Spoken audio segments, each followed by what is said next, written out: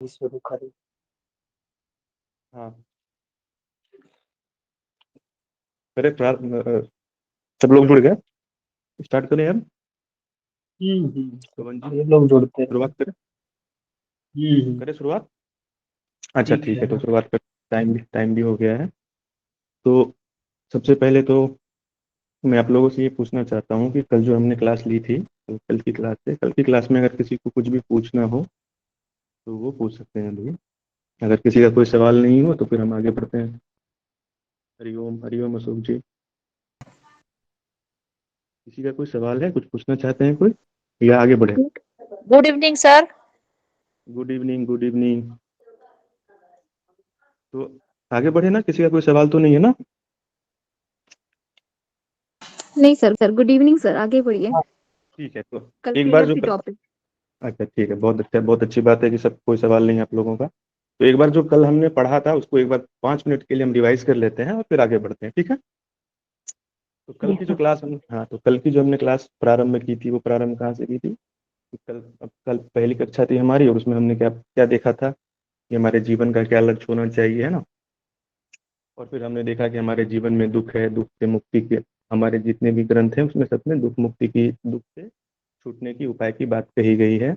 और दर्शन भी हम इसलिए पढ़ रहे हैं ताकि हम अपने जीवन के जो भी दुख है उससे हम मुक्त हो पाए। फिर हमने देखा कि दुख के 3 प्रकार हैं, दैहिक हैं, देविक हैं, भौतिक हैं, है ना? फिर श्रेय और प्रेय के मार्ग की हमने बात की। फिर हमने धर्म, अर्थ, काम, मोक्ष की बात की, पुरुषार्थ की बात की, फिर आश्रमों की बात की, है ना? तो इस तरह से हमने देखा। और आज जो है उसी कल की जो क्लास थी उसी को मैं आज आगे बढ़ाता हूँ। तो कल जो हमने देखा था कि 3 तरह के दुख होते हैं, है ना? कौन कौन से होते हैं 3 तरह के दुख? पहला हमने देखा था दैहिक, है ना? दैहिक में क्या क्या आते हैं? शारीरिक रोग, चोट, है ना? और दूसरे दूसरे प्रकार के दुख होते हैं वो है दैविक। दैविक मतलब मन से जुड़े हुए। और तीसरे होते हैं भौतिक, भूकंप या सुनामी। तो हमारा प्रयास क्या है दर्शनों के माध्यम से कि कैसे हम ये जो 3 प्रकार के दुख हैं इससे हम मुक्त हो जाए, ठीक है? तो आप क्या देखोगे कि आप जब भी ऑब्जर्व करोगे अपने जीवन को, आसपास के लोगों को, तो आप देखोगे कि लोग ज्यादातर जो लोग होते हैं वो दैहिक, जो शरीर से जो दुख उत्पन्न होने वाले दुख होते हैं उसकी मुक्ति के लिए जीवन भर प्रयास करते रहते हैं, ठीक है? तो क्या होता है कि जो लोग दैहिक दुख होते हैं, दैहिक यानी शरीर से जुड़े हुए जो भी दुख हैं, शरीर को कौन किस किस तरह के शरीर को दुख होता है? शरीर कभी बीमार पड़ सकता है, शरीर फिर शरीर बूढ़ा होता है, शरीर कमजोर होता है, हमारी जितनी भी ज्ञानेंद्रियां हैं वो कमजोर हो जाती है, आंखों को दिखना कम हो जाता है ना, सुनना कम हो जाता है जब हम बूढ़े होते हैं। तो हमारे मन में हमेशा से ये असुरक्षा की भावना बनी रहती है कि जब मैं बूढ़ी हो जाऊंगी या बूढ़ा हो जाऊंगा तो फिर उसके लिए हमें अर्थ चाहिए, क्योंकि हमारे पास पैसे होंगे तभी हम शारीरिक दुख है सॉरी, तो जो भी शारीरिक दुख है उससे हम कैसे बचें? तो अब देखोगे कि शारीरिक दुख के साथ प्रॉब्लम ये है कि आप कितना भी प्रयास करो, कितनी भी कोशिश करो, तो शरीर से जो उत्पन्न होने वाले दुख हैं उससे पूर्ण रूप से मुक्ति नहीं पाई जा सकती है। भगवान बुद्ध ने इसी बात को देखा, उन्होंने देखा कि जब जीवन आपका प्रारंभ हो गया, आपने एक बार जन्म ले लिया, तो जन्म लेने के साथ ही दुख की श्रृंखला प्रारंभ हो गई है। दुख की श्रृंखला प्रारंभ हो गई मतलब कि जो इंसान ने एक बार जन्म लिया उसका मरना तय है, चाहे आप चाहो या आप ना चाहो। जिसने एक बार जन्म ले लिया वो बूढ़ा होगा ही होगा है ना? वो बूढ़ा होगा ही होगा। तो ये जो दुख है, इस दुख से बिल्कुल पूर्ण रूपेण मुक्ति तो अभी नहीं हो सकती इस जन्म में, क्योंकि आपने इस जन्म में आपका जन्म हो गया है। क्योंकि जन्म हो गया है तो अब हमें इन सब चीजों से गुजरना ही पड़ेगा, चाहे आप कोई अमीर हो, चाहे वो गरीब हो, चाहे स्त्री हो, चाहे पुरुष हो, चाहे बच्चा हो, चाहे बूढ़ा हो। सभी एक दिन बीमार पड़ेंगे, सभी एक दिन बूढ़े होंगे, सभी एक दिन मृत्यु को प्राप्त हो जाएंगे। और हमारी गलती क्या होती है, जो इस जन्म में शरीर से जुड़े हुए जो दुख आने वाले हैं, हम जीवन भर उसी दुख को दूर करने का प्रयास करते रहते हैं। जैसे कि एग्जाम्पल के तौर पर मैं आपको समझाता हूँ। जैसे शरीर है, तो शरीर को तो भूख लगेगी। अब भूख को आप एक तरह से समझो कि भूख क्या है, दुख है एक तरह से, है ना? मानो कि जिस इंसान के पास भोजन नहीं हो तो उसके लिए तो भूख एक प्रकार का दुख हो गया, है ना? कि उसको भूख, एक बार खाना खाएगा फिर थोड़ी देर में भूख लग जाएगी, फिर फिर वो भोजन करेगा, फिर थोड़ी देर में भूख लग जाएगी। तो भूख क्या है कि आप कभी जीवन में ऐसा समय नहीं आएगा कि आपको भूख ना लगे। जब तक शरीर है तब तक शरीर की भूख होगी, शरीर को नींद आएगी, शरीर बीमार पड़ेगा, है ना। और हम क्या करते हैं, हम बस ये प्रयास करते रहते हैं कि हम अपने शरीर को कैसे ज्यादा से ज्यादा सुरक्षित रख पाए, कि हमें कोई कष्ट ना हो, शरीर को कोई कष्ट ना हो, जो कि संभव बात नहीं है। और सारे जीवन भर लोग इसी प्रयास में लगे रहते हैं कैसे हम शारीरिक दुख को दूर करें। अब दूसरा ये है कि आप देखने वाली सोचने वाली बात ये है, जो हमारे ऋषि मुनि थे उन्होंने कभी भी शरीर को उतना महत्व नहीं दिया, उन्होंने शरीर शारीरिक दुख को उतना महत्व नहीं दिया। क्यों नहीं दिया? क्योंकि उन्होंने देखा कि मैं कितना भी प्रयास कर लूं, कितना भी प्रयास कर लूं, शरीर जन्म होने के बाद जो है शारीरिक दुख तो आने वाले ही हैं, है ना।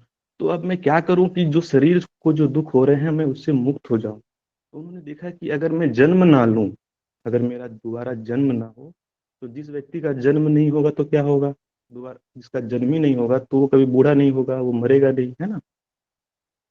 तो जब जन्म ही नहीं होगा तो फिर जन्म जो जीवन में हमारे जो जन्म लेने के बाद जो दुख आती हैं, तकलीफें आती है, वो आएगी नहीं। तो उससे हम मुक्त हो जाएंगे। मतलब शरीर शरीर जब जन्म ही नहीं होगा तो जन्म से जुड़े हुए जितने भी दुख हैं उससे हम मुक्त हो जाएंगे। तो उन्होंने देखा है कि शरीर दोबारा जन्म क्यों ले लेता है ना, शरीर दोबारा पैदा क्यों हो जाता है। उन्होंने देखा कि शरीर और जो मन है वो जुड़ा हुआ है एक दूसरे से। तो हमारे जो मन की इच्छाएं होती है, मन में जो भी इच्छाएं आती है, तो हम उस इच्छाओं को पूरा करने के लिए शरीर माध्यम है हमारा। शरीर के माध्यम से हमारे मन की जितनी भी इच्छाएं होती है, वो शरीर के माध्यम से ही अपनी मन की इच्छाओं को हम पूरा करने का प्रयास करते हैं, है ना। तो अगर आप देखो कि अगर आपके मन में कोई इच्छा आई और अगर आपका शरीर साथ न दे, तो वो मन की इच्छाएं आपकी पूरी नहीं हो पाएगी। जैसे मानो कि आपका मन किया कहीं घूमने जाने का, है ना, और आपका शरीर आपका साथ न दे, मतलब आप शरीर की सहायता के द्वारा ही मन की इच्छाओं को पूरा करोगे, है ना। तो इसका मतलब है कि शरीर और मन एक दूसरे से जुड़े हैं, दोनों साथ में मिलकर काम करते हैं। और शरीर को मन कंट्रोल करता है। शरीर को जो है, मन जो है वो प्रधान है। मन शरीर जो है वो मन का अनुगामी है। मतलब मन जो जो कहता है शरीर हमारा वो करता है। मन को रूप देखने की इच्छा होती है, हमारी आंख जो है वो रूप देखने लगती है। हमारे मन को किसी संगीत सुनने का मन होता है, तो हमारी कान जो है वो सहायता करती है कि हम अच्छे संगीत को सुने, है ना। और फिर जीव है स्वाद के लिए, तो हमारे मन में इच्छा जागती है कि हम इस तरह का भोजन करें, तो शरीर हमारा साथ देता है। तो ऋषि मुनियों ने देखा कि अगर हम शरीर के दुखों से भी हमें मुक्ति चाहिए, तो पहले हमें मन में हमारी इच्छा नहीं आनी चाहिए, है ना, क्योंकि शरीर तो मन का ही विस्तार है। तो जब हमारे मन में इच्छाएं नहीं होगी, तो इच्छाओं को पूरा करने के लिए हमारे पास शरीर की आवश्यकता नहीं होगी। तो योग में क्या होता है कि हम शारीरिक दुखों को ज्यादा ना ध्यान देते हुए मन के ऊपर काम करने का प्रयास करते हैं, कि हम मन को ही सीधा, क्योंकि मन के ऊपर जब काम करोगे आप, तो मन की अब इस जन्म में अगर आपने मन के अंदर जितने भी विकार हैं, है ना, मन के जितने भी विकार हैं, उसको अगर हम बिल्कुल ही दूर करते, विकारों का क्या मतलब है, जो तृष्णाएं हैं, मन की तृष्णाएं क्या क्या होती है हमारे भीतर, काम है, क्रोध है, लोभ है, लालच है, ये सारी चीजें हैं। और वस्तुओं को भोगने की आकांक्षा हमारे मन में होती है कि हम ज्यादा से ज्यादा वस्तुओं का भोग करें। और भोग कैसे करेंगे?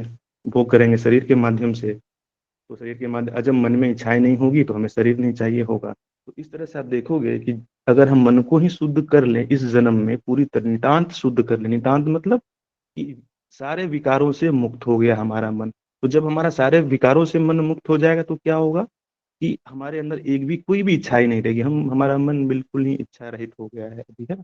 तो जब हमारा मन इच्छा रहित हो जाएगा तो क्या होगा, फिर हमारा पुनर्जन्म नहीं होगा, दूसरी बार हम जन्म नहीं लेंगे, हम मुक्त हो जाएंगे। मतलब कि जब मन में इच्छाएं होगी तभी हम उन इच्छाओं को पूरा करने के लिए हमें दूसरा जन्म लेना होता है।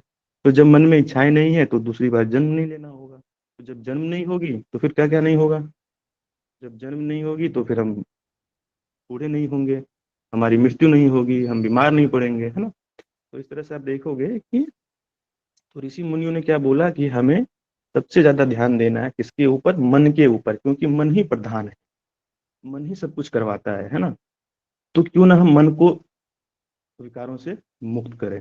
तो आप देखो जो योग दर्शन है, योग दर्शन का विषय विषय जो है वो मन है, मन, है ना।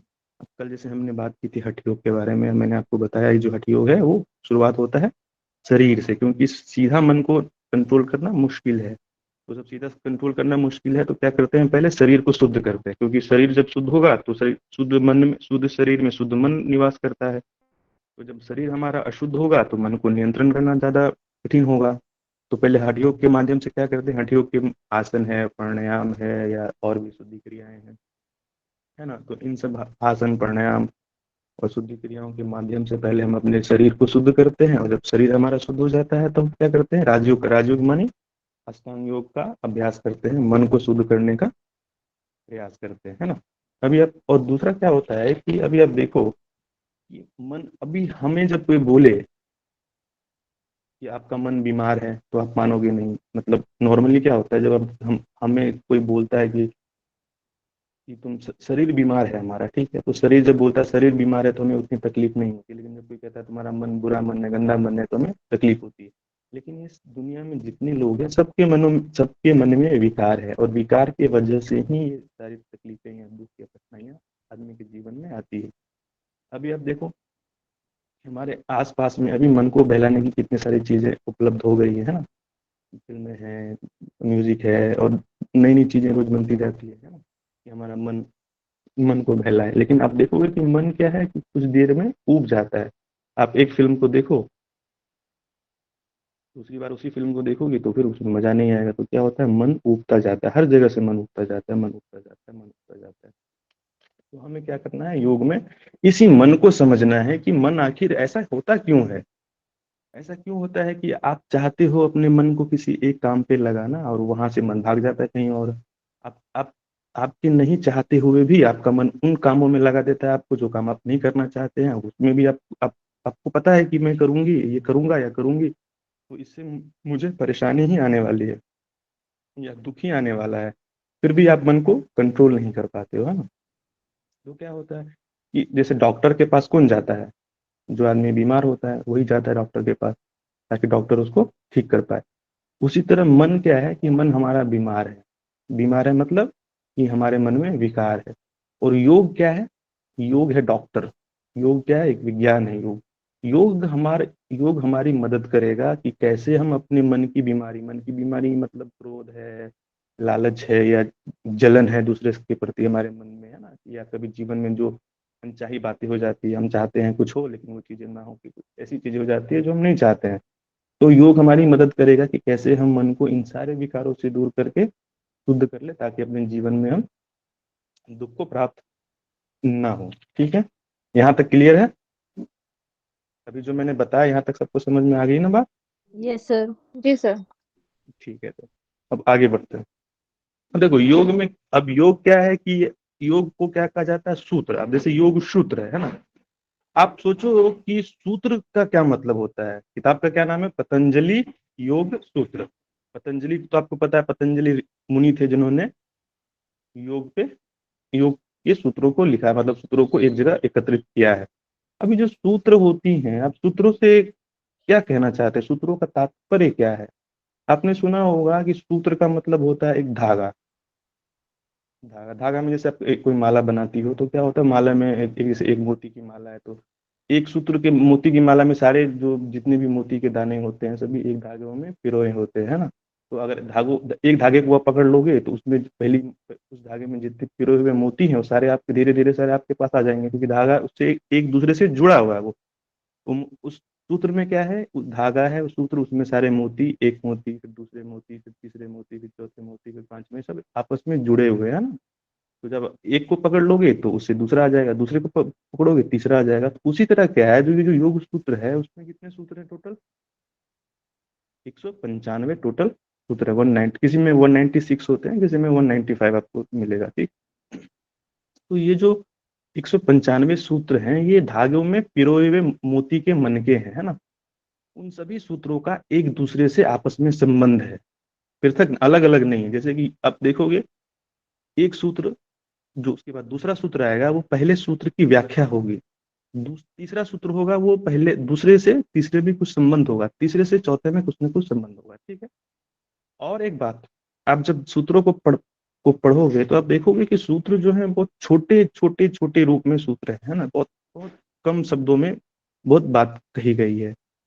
तो नॉर्मली क्या होता है कि पहले के जमाने में क्या था ना कि हमारे पास प्रिंटिंग प्रेस वगैरह नहीं थी, है ना। तो पहले के जमाने में क्या होता था, ऋषि मुनि जितने भी शिष्य थे, तो गुरु शिष्य परंपरा के द्वारा गुरु जो था वो अपने शिष्य को ज्ञान की बातें बताता था। तो उस जमाने में तो कोई प्रिंटिंग प्रेस थी नहीं, इतने सारे किताब कैसे छापा जाए। तो वो लोग क्या करते थे, याद करते थे, कंठस्थ कर लेते थे। गुरु बोलता था और वो उसको याद करते थे। तो याद करने के लिए क्या जरूरी है कि एक तो चीजें कम हो, लंबे लंबे चीजों को याद, मानो कि कोई चीज बहुत, एक किताब किसी को याद करना हो, कोई बात याद करनी हो, तो गुरु क्या कर देते हैं कि जो बातें हैं उसको कम से कम शब्दों में कही जाए ताकि उसको याद करना आसान हो, है ना। तो इसलिए एक तो इसलिए भी सूत्र को बहुत कम कंपाइल करके लिखा गया। उतने ही शब्दों का किसी बात को कहने के लिए सबसे कम कितने शब्दों का प्रयोग किया जा सकता है, उतने कम शब्दों का उन्होंने प्रयोग किया और उन्होंने सूत्र को लिखा, है ना। अभी सूत्र का दूसरा क्या, एक और क्या मतलब होता है कि आप देखो कि अभी हमारे पास नॉलेज कम होता है। आप कोई किताब पढ़ो, उसमें क्या होता है, ज्ञान कम होता है, लेकिन किताब इतनी मोटी होती है, उस किताब को पढ़ के आप देखोगे कि इतना सारा मैंने मोटा किताब पढ़ा, सीखा कुछ नहीं इसमें, मतलब कुछ ज्ञान की बातें बहुत थोड़ी सी है लेकिन बोला बहुत ज्यादा गया है। तो एक कहावत है ना कि जिनके पास ज्ञान नहीं होता है वो बोलते बहुत है, बहुत ज्यादा बोलते हैं, बात कम करेंगे, मतलब तिल का ताड़ बना देंगे, छोटी बात को बहुत शब्दों में बोलेंगे।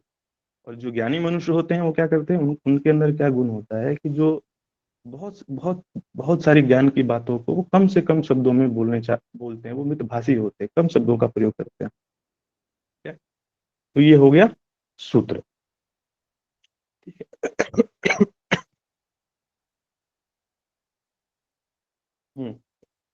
यहाँ तक ठीक है, अब आगे बढ़ते हैं। तो ये सूत्र की व्याख्या आपको समझ में आ गई ना। अब देखो आगे, तो अभी मैंने आपको क्या बताया कि योग, अभी जो मन है, योग क्या है, मन का शास्त्र है, मन को हम नियंत्रण करेंगे। तो अभी आप देखो कि जो हमारा मन है, मन का क्या स्वभाव है, वो हमेशा बाहर भागता है। बाहर भागता है, बाहर मतलब विषयों में। विषयों का मतलब क्या है, जैसे आंख है तो आंख का विषय रूप है, कान है, कान का विषय क्या है, आवाज, है ना।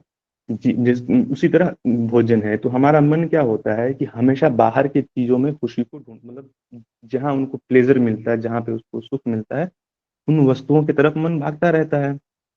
अब योग जो है बिल्कुल ही उल्टा है।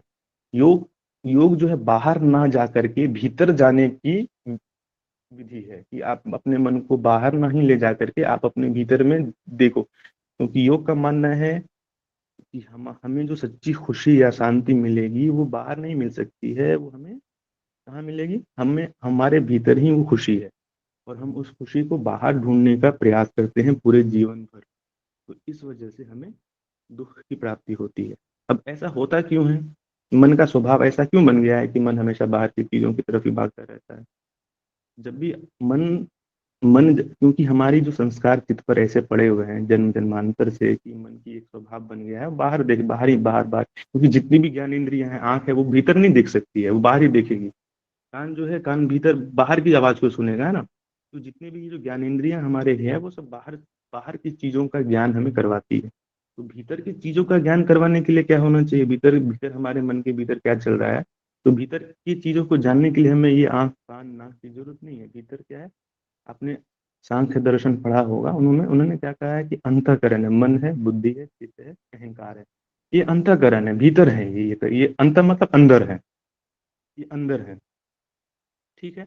तो ये जो मन और बुद्धि चित्त और अहंकार है, ये हमें भीतर हमारे मन में क्या हो रहा है इसको जानने के लिए हमें इसका उपयोग करना होता है। ठीक है, समझ रहे हो ना आप लोग। तो हमें अभी जो हमारा मन है वो भागता है विषयों की तरफ। और विषयों में क्यों भागता है, विषयों में हम इसलिए भागता है क्योंकि हमें ऐसा लगता है कि विषयों में सुख है। अभी क्या है कि हम हमारी जो मूल भ्रांति है, भ्रांति का मतलब क्या होता है, मोह, मतलब जो चीज जैसी है उसको हम वैसी नहीं देख पा रहे हैं। अभी हमें क्या लगता है कि हमारे जो दुख, मैं इसीलिए दुखी हूँ क्योंकि मेरे पास पैसे नहीं है, या मेरे पास घर नहीं है, या मेरे पास बंगला नहीं है, या मेरे पास गाड़ी नहीं है, या मेरे पास मतलब कुछ वस्तु नहीं है बाहर, है ना, कोई कुछ ऐसी चीजें, और हम उसको पाना चाहते हैं। और हमें लगता है कि अगर मैं बड़ा घर बना लूंगा, या मैं इसकी एक गाड़ी ले लूंगा, या कुछ चीज ले लूंगा, तो फिर मैं सुखी हो जाऊंगा। ठीक है। आप देखोगे कि आप कुछ कुछ समय तक उस चीज़ को पाने के लिए आप मेहनत करते हो, प्रयास करते हो, है ना?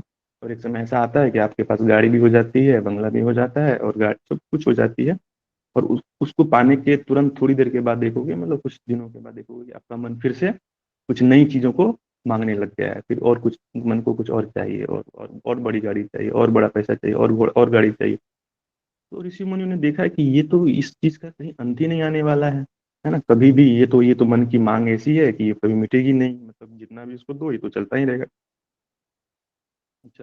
है ना? कबीरदास जी ने एक दोहा कहा है कि माया मरी न मन मरा, मरी मरी गया शरीर, आशा तृष्णा ना मरी, रह गए संत कबीर। तो मन की जो आशाएं हैं या तृष्णाएं हैं ये मरती ही नहीं है कभी। तो उसने देखा कि ये जीवन भर मैं ये सिर्फ इस जन्म की बात नहीं है, ये जन्म दर जन्म ये चलता रहता है। हम एक बार जन्म लेते हैं, उन्हीं चीजों को दोहराते हैं, फिर जन्म लेते हैं। मतलब आप भोजन इकट्ठा करो, है ना? क्योंकि आपको भूख लगती है शरीर के लिए, तो आपने भोजन इकट्ठा किया, भूख लगी आपने खाना खाया, फिर थोड़ी देर में भूख लगी, फिर आपने खाना खाया, फिर थोड़ी देर में भूख लगी, फिर खाना खाया।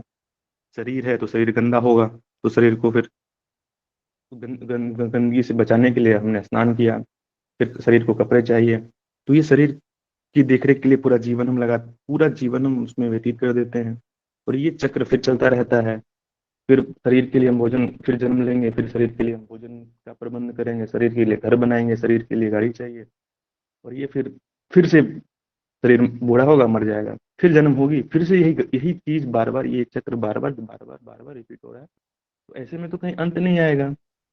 तो इसका अंत कैसे हो, इसके लिए हमें योग ने ये विधि बताई है कि हम मन की इच्छाओं को ही कैसे पूर्ण रूपेण खत्म कर दे, ताकि ना हमारी इच्छा रहेगी, ना दोबारा जन्म होगा। तो जब जन्म ही नहीं होगा तो फिर जब शरीर ही नहीं होगा तो शरीर को भूख नहीं लगेगी, फिर प्यास नहीं लगेगी, है ना? तो इस तरह से ये बात है। तो अभी आपको मैं एक दो कोटेशन बताता हूँ, इसको आप लिख लीजिएगा, ठीक है? अब ये जो मैं बोल रहा हूँ इसको आप डायरी में लिख लीजिएगा। और मैं, पता है, मेरा ये प्रयास है, मैं चाहता हूँ कि हम योग को जो है वो व्यवहारिक स्तर पे पढ़ें। व्यवहारिक स्तर का मतलब कि जो आपको ऐसा लगे, कि आपको दिखाई दे कि हाँ, योग मेरे जीवन में यहाँ यहाँ प्रयोग, योग का विषय पढ़ने के बाद आपको लगे कि आपका जीवन जो है पहले से ज्यादा बेहतर हो गया है, मतलब ज्यादा बेहतर ढंग से आप सोच पा रहे हैं।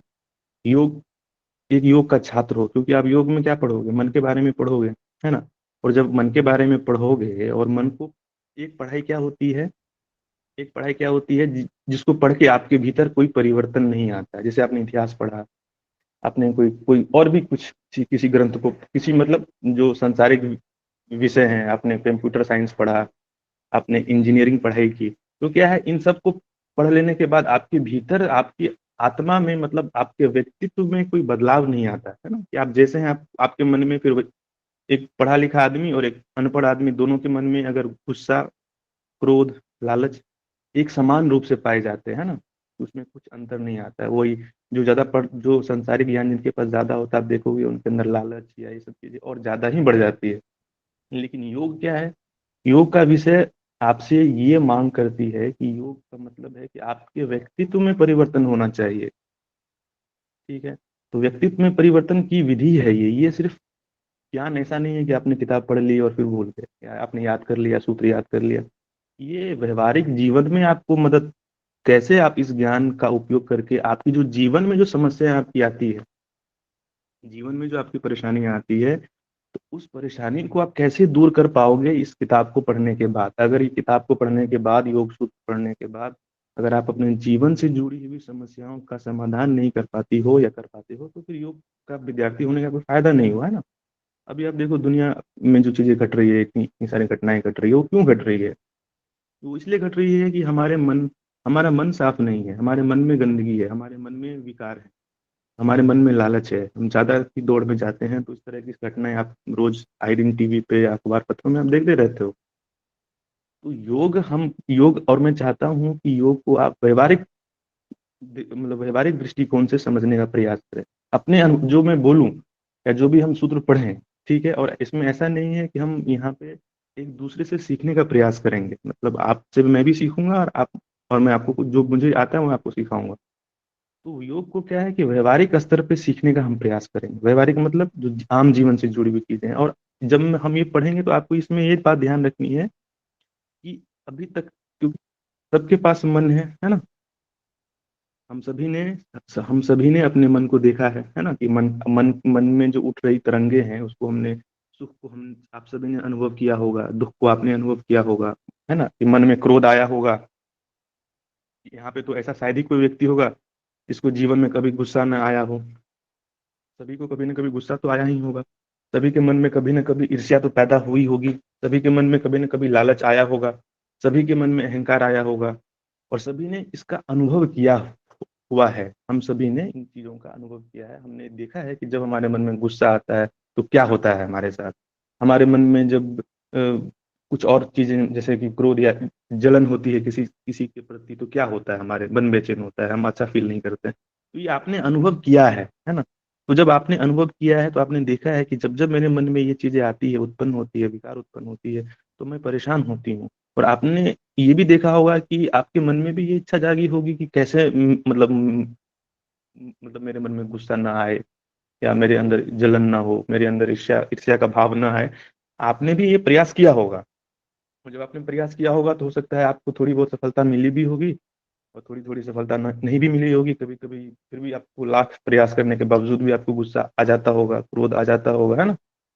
तो हम क्या करेंगे कि हम चाहेंगे कि हम इसको व्यवहारिक, तभी आपको सूत्र को फिर अगर आप इसको अपने अनुभव से मतलब जीवन से जोड़ के पढ़ोगे तो क्या होगा ना, कि आपको ये विषय एक तो बहुत आसानी से समझ में आ जाएगी। आपको बहुत ज्यादा प्रयास नहीं करना होगा समझने में, क्योंकि ये योग विषय ऐसा है, क्योंकि ये मन का विषय है। और मन तो हम सबके पास है। हमें बस करना यह है कि हमें अपने मन का सजगता पूर्वक निरीक्षण करना है, देखना है कि मन में कब क्या चीजें घट रही है। तो जब आप देखोगे जो मन में जो जो चीजें घटती है, उन्हीं चीजों के बारे में पतंजलि ने बताया है। समझ रही हो ना आप सब मेरी बात को। तो पतंजलि जी ने मन में जो जो चीजें, हमारे मन की जो विकार हैं, जो जो विकार आती है हमारे मन में, वो विकार आने के बाद मन की क्या स्थिति होती है, उसका शरीर पे क्या प्रभाव पड़ता है, उसी के बारे में इस योग सूत्र में कही गई है। और उसको कैसे दूर करें उसके उपाय इसमें किताब में पतंजलि जी ने हमें बताया है। ठीक है, तो इसलिए मैं आपको कह रहा हूँ कि आप इसको अपने जीवन के अनुभव से जोड़ करके देखना, तब आपके लिए समझना आसान होगा। और फिर आप कभी भूलोगे भी नहीं, क्योंकि आपने जोड़ के देखा है। जोड़ के देखा मतलब क्या है, आप जब भी उठोगे बैठोगे, आपको आपका मन आपके साथ है, और आप मन को आप हमेशा देख रहे हो कभी मन में क्या चल रहा है, मेरे मेरे मन में क्या चीजें आ रही है। तो ये सारे जितने भी सूत्र आगे आएंगे पतंजलि में, अभी तो हमने सूत्र की शुरुआत नहीं की है, लेकिन जब करेंगे तो आप देखोगे कि आपके लिए ये सूत्रों को समझना बहुत आसान हो जाएगा। और फिर आपको याद भी करना नहीं पड़े, सूत्र आप बहुत आसानी से याद भी सारे सूत्र हो जाएंगे। और फिर जब आपकी परीक्षा होगी तो सिर्फ परीक्षा की बात नहीं है, ये आपके आम जीवन में, आपके दैनिक जीवन में, पूरा जब तक जीवन है तब तक ये सूत्र आपको मदद करेंगे, है ना। ठीक है, यहाँ तक बात सबको समझ में आ रही है ना। Yes sir. हाँ ठीक है। अभी देखो, एक मैं आपको बात बताता हूँ। ये इस बात को, ये सूत्र जो है मेरा मतलब, मैंने जब योग को पढ़ा था, ये सूत्र है भगवान बुद्ध ने कहा है, ये सूत्र है धम्मपद का। क्योंकि ये सूत्र योग सूत्र से इतना मिलता जुलता है कि मुझे लगा कि मैं ये चीज आप लोगों को बताऊं। उसमें उन्होंने क्या कहते हैं कि मन ही प्रधान है। मतलब बुद्ध भगवान धम्मपद में, धम्मपद अगर आप पढ़ोगे उसमें पहला ही सूत्र है मन के बारे में। उन्होंने कहा है कि मन जो है, मन ही प्रधान है। मन ही सभी परिवृत्तियों का अगुवा है। सभी धर्म मनोमय है। जो व्यक्ति दूषित मन से काम करता है, मतलब तो क्या होता है, जो भी व्यक्ति मतलब दूषित मन मतलब विकारों से, जिसके मन में विकार होते हैं, विकारों से भरा मतलब गंदे मन से जब कोई काम करता है तो क्या होता है कि दुख उसका पीछा वैसे ही करती है जैसे गाड़ी के चक्के गाड़ी के बैल का पीछा करती है। समझ में आया मैं क्या बोला। ये इसको मैं थोड़ा और क्लियर करता हूँ कि क्या भगवान बुद्ध ने क्या बोला, कि मन जो है वही प्रधान है, वही वही मेन है। आपके जीवन में जो भी चीजें होंगी वो आपका मन ही डिसाइड करेगा कि आपके जीवन में कितनी सुख शांति, कितनी सफलता असफलता जो भी आपको मिलने वाली है वो, और क्वालिटी ऑफ लाइफ आपकी कैसी होगी, ये डिपेंड करेगा क्वालिटी ऑफ योर माइंड के ऊपर। आपकी मन की गुणवत्ता के ऊपर आपकी जीवन की गुणवत्ता निर्भर करती है। आपका मन अगर, जैसा मन होगा वैसा आपका जीवन होगा। मन अगर आपका साफ होगा, विकारों से मुक्त होगा, तो आपके जीवन, जो आपका जीवन है वो सुखमय होगा। और सुखमय जीवन होगा तो आपके आसपास जो भी लोग आपसे मिलेंगे तो उनको भी आपसे आपसे मिलकर अच्छा लगेगा उनको भी, क्योंकि आप सुखी हैं, आपका मन में कुछ भी विकार नहीं है। तो जो भी आपके संपर्क में आएगा तो उनको अच्छा लगेगा। ठीक है, और आपको भी सुख की प्राप्ति होगी क्योंकि आपका मन साफ है। ठीक है, और अगर आप दूषित मन से काम करोगे, मतलब जो मन दुखी मन से काम करोगे, आप देखोगे कि आपके मन में अगर गुस्सा आया, आपको उदाहरण के लिए मैं बता रहा हूँ, आपको गुस्सा आया तो क्या होगा, जब भी कोई इंसान आपसे मिलेगा तो क्योंकि आप गुस्से में हो, तो गुस्से में आप जो भी प्रतिक्रिया करोगे तो दूसरे को भी गुस्से में क्या होगा, किसी को डांट दोगे, किसी से बदतमीजी कर दोगे, है ना। तो जो भी आपसे मिलने वाले लोग होंगे उनको भी आप दुखी बना दोगे, क्योंकि गुस्से में आप दुखी हो तो जिससे मिलोगे उसको भी दुखी कर दोगे, है ना। तो दुख से दुख और बढ़ता चला जाएगा, है ना। क्या होता है, एक दुखी व्यक्ति दूसरे को भी दुखी बना देता है। एक घर में आपने सुना होगा कहावत कि एक एक गंदी मछली पूरे तालाब को गंदा कर देती है ना। उसी तरह तो एक घर में कोई एक अशांत व्यक्ति आ जाए, एक थोड़ा मतलब जिसका मन बहुत विकारों से भरा है, तो आप देखोगे पूरे घर में अशांति फैल जाती है ना। तो भगवान बुद्ध ने कहा है कि मन ही प्रधान है, तो जो व्यक्ति दूषित मन से काम करता है तो क्या होता है कि दुख उसका पीछा करती है, वैसे ही जैसे बैलगाड़ी होती है ना, बैलगाड़ी में जो बैल बंधे होते हैं, तो बैल जब बैलगाड़ी को खींचती है तो वो चक्के क्या होते हैं, बैल के पैर के पीछे पीछे चलते हैं। उसी तरह जो आदमी दूषित मन से काम करता है, तो जिस जिस तरह बैलगाड़ी में बैल के पीछे चक्के चलते हैं, उसी तरह दुख हमारे पीछे पीछे चलते हैं। ठीक है। और फिर उन्होंने दूसरा ये कहा कि अगर कोई व्यक्ति साफ मन से काम करता है, मतलब जिसका मन साफ है, शुद्ध मन से काम करता है, तो सुख उसका पीछा वैसे ही करती है जैसे पेड़ की छाया पेड़ का, है ना। जब पेड़ है तो पेड़ की छाया पेड़ के साथ हमेशा बनी रहती है। उसी तरह जब आपका मन शुद्ध होगा, मन साफ होगा, तो क्या होगा कि सुख आपके साथ वैसे ही बनी रहेगी जैसे पेड़ की छाया पेड़ के साथ रहती है, हमेशा जुड़ी हुई। ठीक है। और ये इसको आप लिख लेना, इसको नोट पे। और एक और सूत्र है, उन्होंने ये कहा है कि अभी क्या होता है, हमें ऐसा लगता है कि जो हमारे माता पिता, सभी को ऐसा लगता, मतलब लगता क्या, सच्चाई यही है कि हमारे जो माता पिता होते हैं वो हमेशा हमारी भलाई चाहते हैं ना। कि एक इंसान के जीवन में जो उसके माँ बाप होते हैं, सबसे ज्यादा माँ बाप ही हमारी चिंता करते हैं, वो कोशिश करते हैं कि हमारे जीवन में शांति और सुख आए। तो भगवान बुद्ध ने कहा है कि एक इंसान के जीवन में जितनी भलाई उसके माता पिता करते हैं, उससे ज्यादा भलाई उसका मन करता है जब मन शुद्ध हो। तो किसी का जो शुद्ध मन हो, तो जितना भलाई आपका माता पिता करता है, उससे ज्यादा भलाई आपका मन आपका करेगा जब आपका मन शुद्ध हो। और दूसरी बात उन्होंने ये कही कि अगर आपका मन अशुद्ध हो, तो आपका जो दुश्मन है, सबसे बड़ा दुश्मन, वो भी आपको उतना नुकसान नहीं पहुंचाएगा जितना नुकसान आपको आपका मन पहुंचाएगा, अगर आपका मन विकारों से भरा हुआ है तो। ठीक है। यहाँ तक बात समझ में है आपको। आगे बढ़ते हैं। हाँ।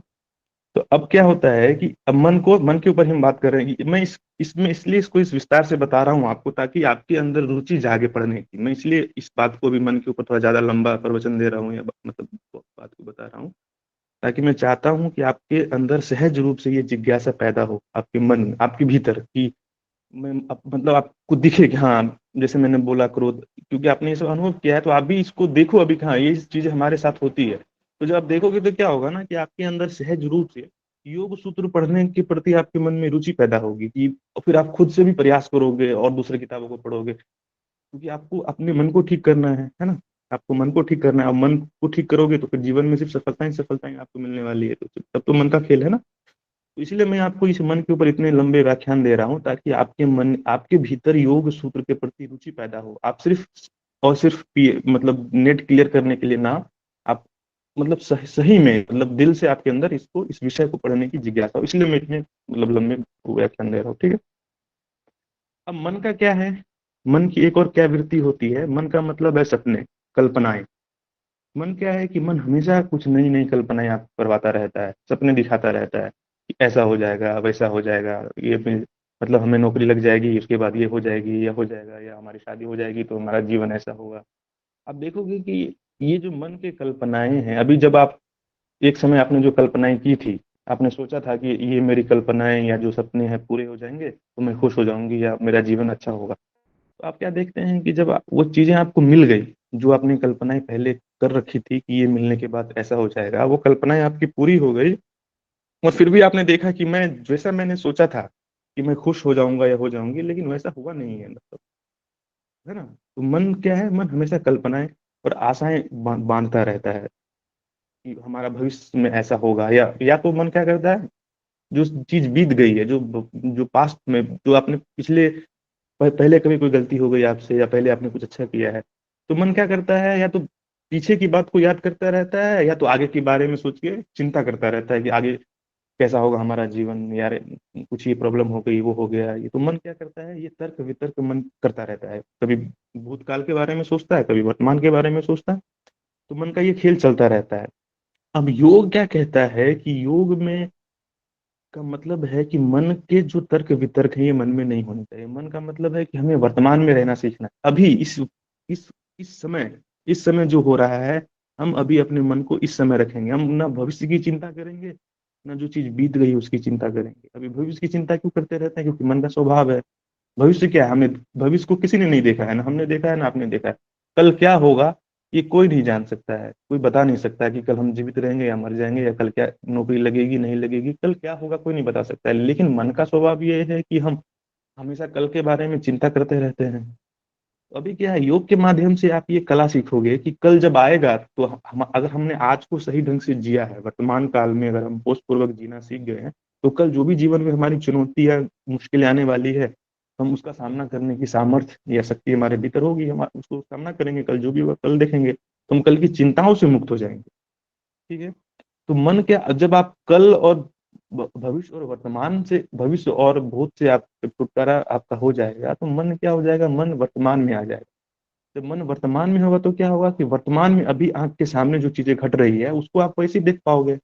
अभी क्या होता है, अभी आप यहाँ हो, आपका मन चिंता कर रहा है भविष्य की या भूतकाल की। तो अभी जो आपके जीवन में घटनाएं घट रही है, क्योंकि आपका मन तो बाहर की चिंता कर रहा है ना कि आगे क्या क्या होगा, पीछे क्या होगा। तो अभी जो वर्तमान काल में जो आपका मन भविष्य में चला गया है या भूत में चला गया है, तो वर्तमान में नहीं होने के बावजूद क्या होता है, आप अपने आप को बदलने का प्रयास नहीं करते हो, आप जैसे हो वैसे रहते हो, क्योंकि मन तो बाहर की सोच रहा है। जब वर्तमान में रहेगा तो आपको अपनी गलतियां दिखाई देगी। अभी अगर आप अभी वर्तमान में हो, तो वर्तमान में क्या क्या चीज आप गलत कर रहे हो, तो मन जब वर्तमान में रहेगा तो आप देखोगे कि हाँ अभी मैं ये गलती कर रही हूँ, कर रहा हूँ। तभी जाकर के आप उस चीज को सुधारोगे। तो सुधारोगे तो क्या परिवर्तन होगा। तो यही योग कहता है। योग का मतलब है हमें मन को वर्तमान में रखना। वर्तमान मतलब न भविष्य में जाना है ना भूत में जाना है। ठीक है। दूसरी एक चीज, योग कोई धर्म नहीं है। धर्म का मतलब, यहाँ धर्म का मेरे कहने का मतलब है हिंदू या मुस्लिम या क्रिश्चियनिटी, है ना। ये जो संप्रदाय होते हैं ना, एक धर्म एक संप्रदाय है, या मुसलमानों का एक संप्रदाय है, आप देखोगे कि संप्रदाय के नाम पे झगड़ा होता रहता है। हिंदू हिंदू लोग कहते हैं कि हमारा धर्म अच्छा है, मुस्लिम कहते हैं हमारा अच्छा है। तो योग जो है ये कोई धर्म नहीं है। धर्म का इन द सेंस जो संप्रदाय होते हैं वो नहीं है ये क्या है, विज्ञान है। जिस तरह आप फिजिक्स पढ़ते हो, जैसे बिजली है, बिजली क्या है, एक विज्ञान है। ये ना हिंदू है ना मुस्लिम है ना क्रिश्चियन है। मन जो है, मन सबके पास है ना। अब गुस्सा है, जैसे क्रोध है, क्रोध को आप ऐसा नहीं कह सकते है ये हिंदू क्रोध है या ये मुस्लिम क्रोध है ना। क्रोध का मतलब क्रोध है। वो क्रोध जो है वो हिंदू को भी आता है, वो मुस्लिम को भी आता है। वो क्रोध जो है स्त्री को भी आता है, वो पुरुष को भी आता है, बच्चे को भी क्रोध आता है, क्रोध सभी को आता है। तो क्रोध को आप कोई नाम नहीं दे सकते कि ये हिंदू क्रोध है या ये मुस्लिम क्रोध है, ये स्त्री का क्रोध है या ये पुरुष का क्रोध। क्रोध का स्वभाव सबके साथ, और क्रोध का व्यवहार जो है सबके साथ एक जैसा होता है। जिस इंसान के मन में क्रोध जागता है उसी का मन बेचैन हो जाता है ना। तो क्रोध क्या है, तो क्रोध क्या, क्रोध का जो स्वभाव है वो स्वभाव सबके ऊपर एक जैसा ही काम करता है। ठीक है। तो योग में क्या है कि योग क्या है, कोई अंधविश्वास नहीं है, कोई रूढ़िगत, जो हमारी रूढ़िगत मान्यताएं जुड़ी होती है पहले से। आप देखोगे हर हर धर्म में कुछ ना कुछ मतलब पौराणिक मान्यताएं होती है। मैं ऐसा नहीं कह रहा हूँ कि सभी मान्यताएं गलत है, लेकिन बहुत सारी अंधविश्वास, इस चीजों में हम अंधविश्वास करते हैं। तो योग में अंधविश्वास की कोई कोई भी जगह नहीं है। यहाँ पे अंधविश्वास का कोई भी स्थान नहीं है। आपको योग क्या कहता है कि आपको अपने अनुभव से चीजों को सीखना है, समझना है। आप जब अपने अनुभव से सीखोगे तो आपको किसी के ऊपर विश्वास करने की जरूरत नहीं। मैं क्या कह रहा हूँ, वो क्या कह रहा है, या ये क्या कह रहा है। आपने किसी चीज को अपने अनुभव से जाना है, अपने अपने आंख से देखा है, प्रत्यक्ष देखा है, आपका अपना अनुभव है। तो आप जो आपका अपना अनुभव है तो आप खुद आपने देखा है, तो उसमें आपको अंधविश्वास करने की क्या जरूरत है, क्योंकि आपने खुद ही जान लिया है। तो योग इस बात पे बल देता है कि आपको कोई अंधविश्वास के ऊपर नहीं जाना है। आपको क्या करना है कि आपको अपने ऊपर आपको अपना ज्ञान जगाना है। ठीक है। आपको क्या करना है कि अपना ज्ञान जगाना है, ये है योग। यहाँ तक किसी को कोई समस्या है? सब समझ में आ रहा है ना जो मैं बोल रहा हूँ? सबको समझ में आ रहा है ना? Yes sir. ठीक है, ठीक है। तो जी अब सर। हम हाँ, तो अभी यहाँ तक तो मैंने बोला। अभी देखो, अब योग की जो पहला सूत्र है योग, उसका हम प्रारंभ करते हैं ना। तो पहला, अब आप सबके पास किताब तो होगी ना, सबके पास बुक होगा ही, है ना। ऐसे भी यहाँ पे स्क्रीन पे भी आप देख रहे होंगे ना, ये स्क्रीन पे भी दिख रहा है आपको सूत्र। चार चार सूत्र स्क्रीन पे आपको दिख रहे होंगे, है ना। तो पहला सूत्र आप देखो, उस पे स्क्रीन पे क्या लिखा हुआ है, अथ योग अनुशासनम, है ना। इसमें क्या है, अथ योग अनुशासन। योग की परिभाषा करते हुए पतंजलि क्या कह रहे हैं? पतंजलि कह रहे हैं योग क्या है? योग एक अनुशासन है। अनुशासन, आप सबने ये शब्द सुना होगा, अनुशासन, है ना। अनुशासन का मतलब, दूसरा शब्द मतलब एक, क्या, डिसिप्लिन। एक क्या है, वो है योग, क्या, डिसिप्लिन है। तो अब आप खुद सोचो कि हमें कोई डिसिप्लिन की हमें क्यों आवश्यकता पड़ती है। हम अगर कोई काम को करना चाहते हैं, उस काम में सफलता पाना चाहते हैं, तो आपको लगता है कि बिना डिसिप्लिन के आप किसी काम में सफलता पा लोगे? बिना अनुशासन के कोई भी काम कर लोगे आप? अगर करोगे, जो इंसान के जीवन में अनुशासन नहीं है, वो इंसान कुछ भी नहीं जीवन में पा सकता है, क्योंकि अनुशासन ही नहीं है ना। तो योग की विद्या आप सीखने वाले हैं, और योग की विद्या सीखने के लिए आपके अंदर अगर अनुशासन नहीं होगा, तो विद्या आप कैसे सीखोगे? हर चीज के लिए, किसी भी काम को सीखने के लिए डिसिप्लिन का होना अति आवश्यक है। बिना डिसिप्लिन के आप नहीं सीख पाओगे, ठीक है। तो एक तो ये अर्थ हुआ। इसके मैं बहुत सारे अर्थ बताऊंगा अनुशासन का, और क्या क्या अर्थ हो सकता है। तो पहला अर्थ जो है मुझे समझ में आता है, एक तो ये हुआ अनुशासन। दूसरा आपने सुना होगा, एक और मतलब अनुशासन का ये होता है कि अभी हमारी जितनी भी ऊर्जाएं हमारे भीतर, मन में जो भी हमारे भीतर जो भी शरीर में शक्ति है या ऊर्जा है, उसका हम सम्यक उपयोग कैसे करें। मानो कि आपका मन है, अभी एक मन क्या छन छन बदलता रहता है, कभी कुछ कहता है, कभी कुछ कहता है। तो क्या होता है कि जब हमारा मन चारों दिशाओं में भागता है, तो हमारी ऊर्जा क्या होती है, छीन हो जाती है कभी, क्योंकि आधा काम ही, कुछ काम हमने ये किया, फिर छोड़ के दूसरा काम करने लगे, फिर तीसरा करने लगे, फिर चौथा करने लगे। तो उसमें क्या होता है, कोई भी काम हम पूरा नहीं कर पाते हैं, क्योंकि हमारा मन बटा हुआ है, हर पल बदलता रहता है, कभी इस काम में, कभी उस काम में, कभी उस काम में। तो अभी हम क्या कर रहे हैं कि हम अपने आप को, मन को भागने नहीं दे रहे हैं, मन को शासन में कर रहे हैं, अनुशासन में कर रहे हैं, ताकि हम मन को किसी एक काम में लगा सके, भिन्न भिन्न कामों में ना भागे हमारा मन। एक तो ये हुआ अनुशासन का मतलब, ठीक है। अभी एक और मैं आपको बताता हूँ, ये आपको अपने जीवन से जोड़ के देखना। अभी जैसे छोटे छोटे बच्चे होते हैं, जो बच्चा छोटा होता है, उसको क्या करते हैं, उसके माँ बाप उसको बताते हैं, उसको शासन में रखते हैं, उसको डिसिप्लिन करते हैं कि बेटे ऐसे मत करो, बेटे ऐसे मत करो, ऐसे मत करो, वैसे मत करो, है ना। क्योंकि बच्चे को नहीं पता है कि वो क्या सही है क्या गलत है, तो कुछ भी कर देगा वो, मतलब कुछ भी खा लेगा। छोटा बच्चा जो होता है, उसको नहीं पता है ना कि बहुत सारी चीजें, वो कुछ भी कर देगा, कुछ भी खा पी लेगा, कुछ भी कर देगा। तो माँ बाप उसको देखते रहते हैं, उसको शासन में रखते हैं कि भाई ऐसे मत कर, ऐसे मत कर। जब तक उनको लगता है कि ये अभी समझदार जब हो जाता है, तब उनको नहीं बताते हैं। लेकिन जब तक माँ बाप को ऐसा लगता है कि हमारा बच्चा अभी समझदार नहीं है, तब तक उसको समझाते रहते हैं। तो वही है कि अभी हम जो है बच्चे हैं, बच्चे मतलब कि हम मन के हिसाब से चलते रहते हैं, मन हमारा जो कहता है वो करते रहते हैं, है ना। लेकिन हमें लगता है कि हम बहुत पढ़े लिखे हैं, समझदार हैं, है ना। तो योग क्या कहता है कि हम योग योग जो है एक तरह से ज्ञान है। जो ऋषि मुनि थे वो हमारे माता पिता थे, है ना। वो जो जिन्होंने साधना की है वो हमारे माता पिता थे, उन्होंने ज्ञान की खोज की। और वो हमें अपने बच्चों की तरह बता रहे हैं कि आपको ये, बेटे ये मत कर, बेटी ये मत कर, बेटी ये मत कर, क्योंकि तुम अगर ये करोगे तो क्या हो जाएगा, दुख आ जाएगा, गलत चीजों में पड़ जाओगे। तो योग के हिसाब से योग जो है हमें बता रहा है, मतलब डिसिप्लिन दे रहा है। वो हमारे ऋषि मुनि ने हमारे लिए लिख के रखा हुआ है कि आपको जीवन में इस शासन को फॉलो करना है, ऐसे चलना है। क्योंकि अभी आप ना समझ हो, और ना समझी में आप कुछ भी करोगे तो आपके जीवन में मतलब दुख आ जाएगा। तो आपको इस हिसाब से अपने जीवन को ढालना है, ऐसे चलना है, इस तरह की डिसिप्लिन में चलना, ठीक है। ये होगा। और एक और अर्थ मैं आपको बताता हूँ इसी का। अब शासन, आप देखोगे कि एक शासन होता है जो माँ बाप बच्चे के ऊपर करते हैं, जो मैंने अभी आपको बताया। एक शासन है कानून, जैसे कि अभी भारत सरकार ने, संविधान है हमारा, है ना, एक कानून है। कानून का मतलब क्या होती है, कानून में एक शासन है। कानून का मतलब क्या, शासन जो अपने देश के वासियों के ऊपर, वो कानून सभी के ऊपर लागू होता है ना, वो शासन। ये हमें चोरी नहीं करना है या ये नहीं करना है, वो करोगे तो आपको दंड मिलेगा। तो ये शासन है जो, ये मनुष्यों के द्वारा बनाया गया संविधान है, और उस संविधान के हिसाब से हमें चलना है। अगर उस संविधान के हिसाब से हम नहीं चलेंगे तो क्या होगा, हमारे समाज में अव्यवस्था फैल जाएगी, है ना। कि इसीलिए एक नियम, एक कानून बनाया गया है, ताकि जितने भी समाज के लोग हैं वो उस कानून का, उस शासन का पालन करेंगे। तो क्या होगा कि समाज की जो अर्थव्यवस्था है, या जो भी सामाजिक व्यवस्था है, वो सही ढंग से, मैं पानी पी लेता हूँ, तो सही ढंग से चले।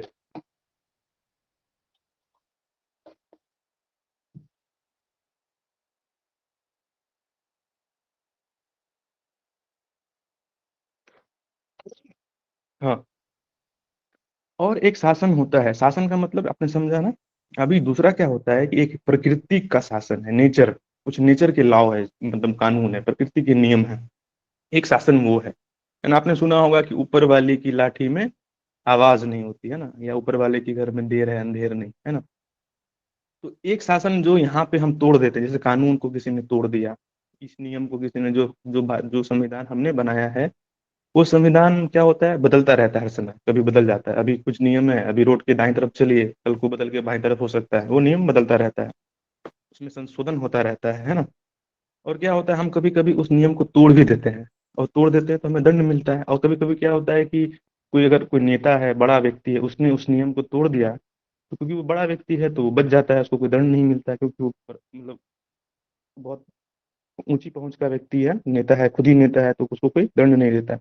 लेकिन ये जो प्रकृति के जो नियम है, प्रकृति के जो शासन है, वो कभी बदलते नहीं है, वो हमेशा से वैसे ही है। वो अनादि काल से वो शासन वैसे के वैसे चले आ रहे हैं, ठीक है।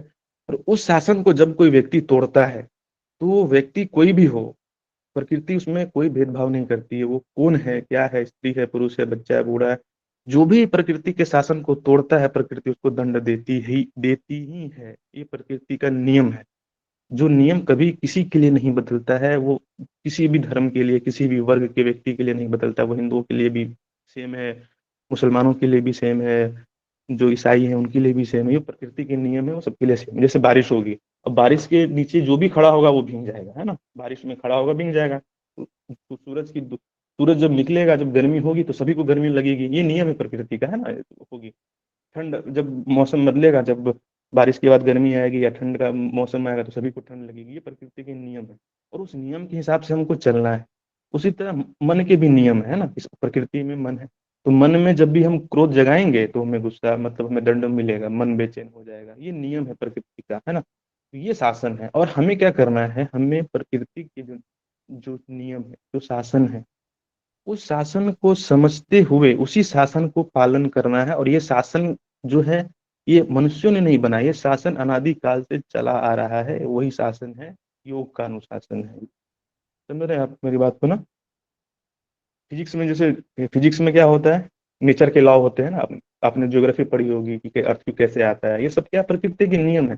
कार्य और कारण से जुड़ी हुई घटनाएं, एक घटनाएं मतलब कि जब भी गर्मी बढ़ेगी या सूरज जो है पृथ्वी के निकट आएगा तो गर्मी बढ़ जाएगी, क्या है, ये नियम है, ये प्रकृति का नियम है, ये इसको कोई बदल नहीं सकता, ये हमेशा ऐसा ही रहेगा, ठीक है।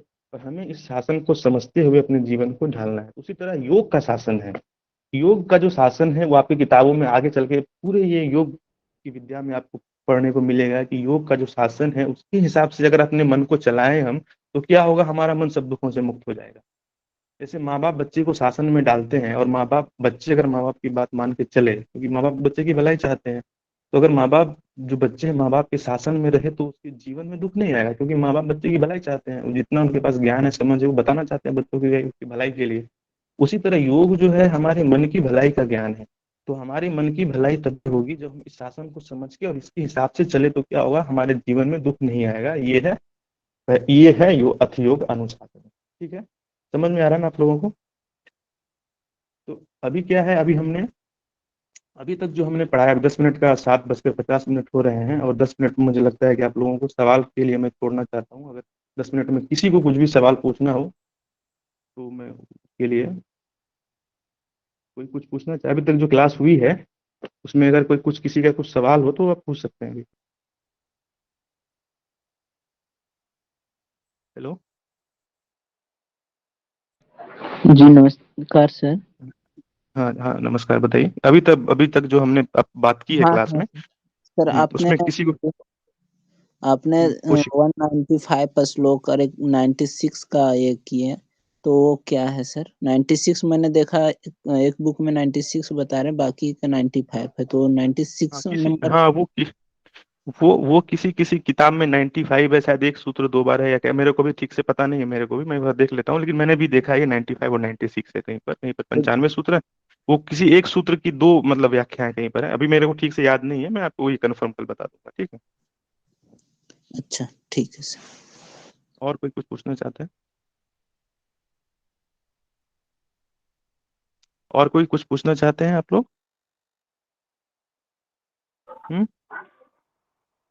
ये इसमें योग का अनुशासन क्या है? मतलब योगा प्राकृतिक शासन है वो ठीक है, कानून का है वो ठीक है, योग का अनुशासन क्या है? हाँ, अब वही अभी जो हमने क्या बोला है कि अभी मैंने क्या बताया, प्रकृति का अनुशासन होता है, एक सरकार कानून बनाती है। योग का जो अनुशासन है वो योग का अनुशासन अभी किताब जब हम पढ़ेंगे योग सूत्र, उसमें सिर्फ योग के अनुशासन को ही पढ़ेंगे कि मन में कैसे मन को नियंत्रित करना है, उसमें विकार कैसे दूर करेंगे, है ना। योग का अनुशासन का मतलब है, अब जब पढ़ोगे ना आगे चल करके इसमें योग को आगे जब किताब किताब जैसे अभी अथ योगा अनुशासन हमने पढ़ाया, क्या डिसिप्लिन है योग, क्या अनुशासन। अनुशासन का मतलब ये है कि अपने मन को हम विषयों की तरफ न भागने दें। अभी मन क्या है कि हमारा मन उन चीजों की तरफ भागता है जो हमें दुख देती है, विषयों की तरफ भागता है, ठीक है। तो अभी अपने मन को शासन में मतलब क्या करना है, मन को नियंत्रण में करते हुए मन के जो विकार हैं उसको दूर करना है। मन के विकार मतलब मन में जो अशुद्धि आ गई है ना, चित्त में जो विकार उत्पन्न हो गया उसको दूर करना है। तो उसकी विधि योग में बताई जाएगी आगे, आप तो जब हम आगे क्लास में पढ़ेंगे तो उसमें आपको ये क्लियर हो जाएगा। मतलब वो आगे पढ़ने के बाद क्लियर होगा कॉन्सेप्ट? मतलब अभी तो आपको एक मोटी मोटी समझ तो आपको हो गई होगी ना कि योग का अनुशासन मतलब यह है कि हम हमारा जी जी मन अभी क्या है, मन बटा हुआ है, मन भाग बहुत मन के टुकड़े हैं, मन अभी भागता है कभी यहाँ कभी वहाँ। योग का शासन का मतलब है मन को एकाग्र करते हुए मन की सफाई करना। अभी एक आपको एक मोटी मोटी समझ में दे रहा हूँ कि मन को नियंत्रण करना है, मन को शुद्ध करना है योग के माध्यम, उसमें आगे हम ओके, पढ़ेंगे विधियां। हाँ, और किसी को कुछ thank you so much sir. और किसी को कुछ पूछना है? चलिए। सर मैंने पढ़ा था कहीं की वो जो बीके एस आयंगर की बुक है उसमें सर 196 सूत्र बताए गए हैं। हाँ हाँ, वो मैंने आपको बताया कि कहीं पर वो 195 है, हाँ किसी में सर, जी 196 हाँ, लिखा है। वो उनकी एक बुक है उसमें है शायद 196। जी मैम, उसी में मैंने भी देखा है, बाकी तो हाँ 95 में है। हाँ, बाकी हाँ 95 पे सब में उन्होंने कुछ लिखा है वो बुक में। एक सूत्र शायद जो विभूतिपाद है उसमें एक्स्ट्रा है, हाँ 56 हाँ है उसमें। हाँ, लेकिन मैंने जो पढ़ा है ज्यादातर हमने 195 ही देखे हैं, इसलिए मेरे को भी हाँ मतलब ध्यान में था कि कहीं 196। सर, हाँ मैंने भी पढ़ा था सर इसलिए। हम्म, ठीक। तो तो अभी ये तो आप शायद 190, 195 ही माना जाता है।